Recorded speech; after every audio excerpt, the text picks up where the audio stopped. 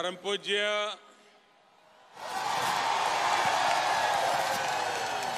गुरुदेव श्री श्री रविशंकर जी,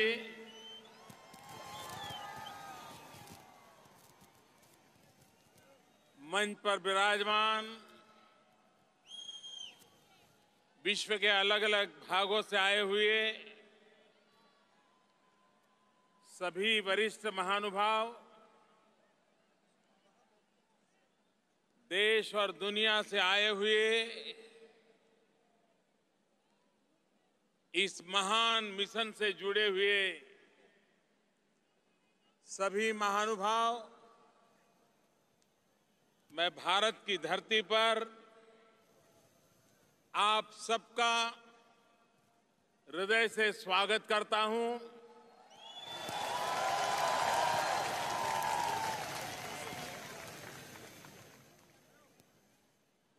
भारत कितनी विविधताओं से भरा हुआ है, विश्व को देने के लिए भारत के पास क्या कुछ नहीं है।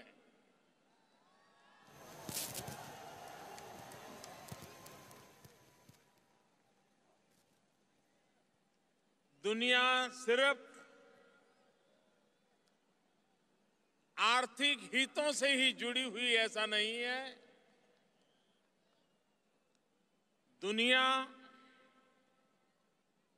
मानवीय मूल्यों से भी जुड़ सकती है और जोड़ा जा सकता है और जोड़ना चाहिए भी।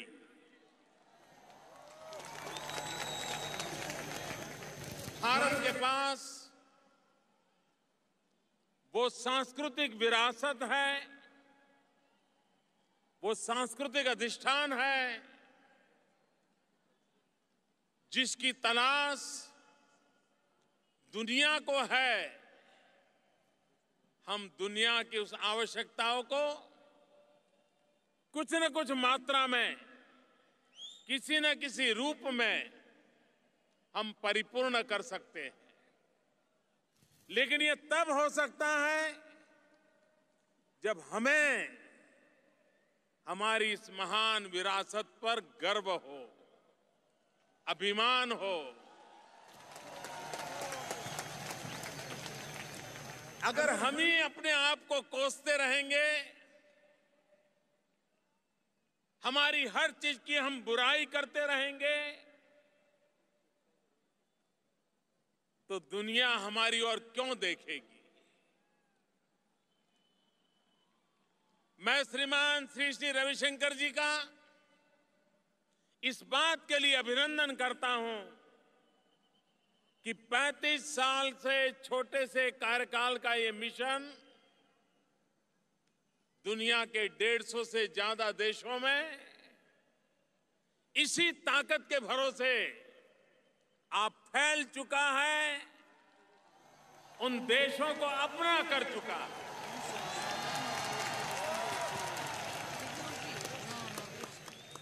आर्ट ऑफ लिविंग के माध्यम से विश्व को भारत की एक अलग पहचान कराने में इस कार्य ने बहुत बड़ा योगदान किया है। मैं अभी कुछ समय पहले जब मंगोलिया गया था, मैं हैरान था।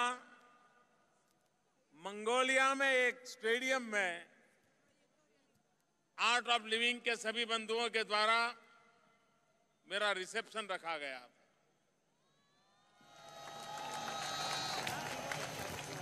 उसमें भारतीय तो बहुत कम थे, पूरा स्टेडियम मंगोलियन नागरिकों से भरा हुआ था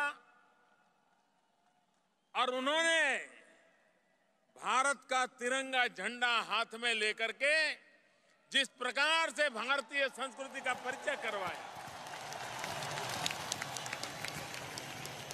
ये अपने आप में बहुत ही प्रेरक था।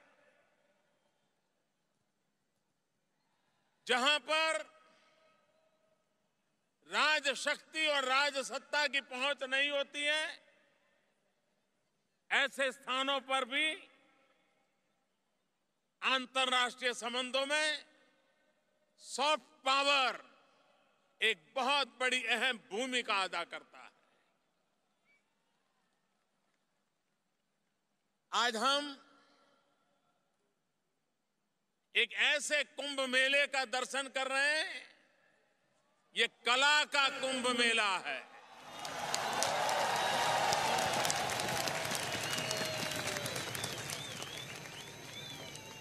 भारत के पास ऐसी समृद्धि थी कि यहां कला पूर्णतया विकसित हुई थी। ये धरती ऐसी है जहां हर पहर का संगीत अलग है। सुबह का संगीत अलग है तो शाम का अलग है। और इसलिए बाजार में अगर संगीत की दुनिया को खोजने जाएंगे, तन को डुलाने वाला संगीत तो बाजार भरा पड़ा है, लेकिन मन को डुलाने वाला संगीत तो हिंदुस्तान में भरा पड़ा है। और दुनिया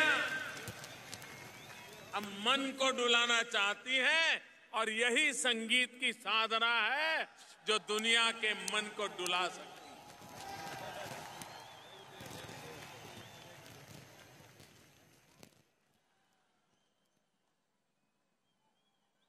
जब कला के द्वारा किसी देश को देखा जाता है तो इस देश की अंतर्भूत ताकत को पहचाना जाता है। आज विश्व भारत की कला की शक्ति और कला साधना सदियों से करते आए हुए लोग आज विश्व को एक अनमोल भेंट दे रहे हैं। ऐसे अवसर पर ये समारोह प्रकृति ने भी कसौटी करी,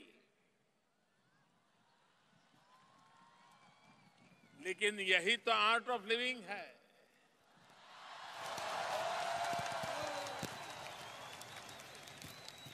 सुविधा और सरलता के बीच जीने के लिए जी सकते हैं, उसमें आर्ट नहीं होती है। जब अपने इरादों को लेकर के चलते हैं तब आर्ट ऑफ लिविंग चाहिए।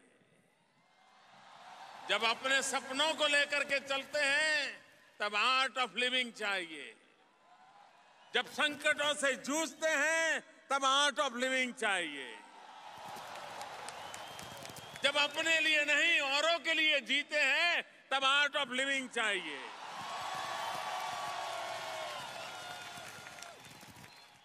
जब स्व से समष्टि की यात्रा करते हैं तब आर्ट ऑफ लिविंग चाहिए।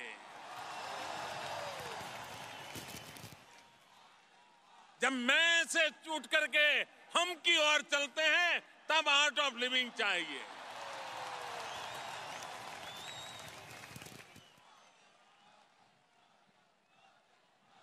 हम वो लोग हैं जो अहम ब्रह्मास्मि से शुरू करते हैं और वसुधैव कुटुंबकम की यात्रा करते हैं। ये आर्ट ऑफ लिविंग है।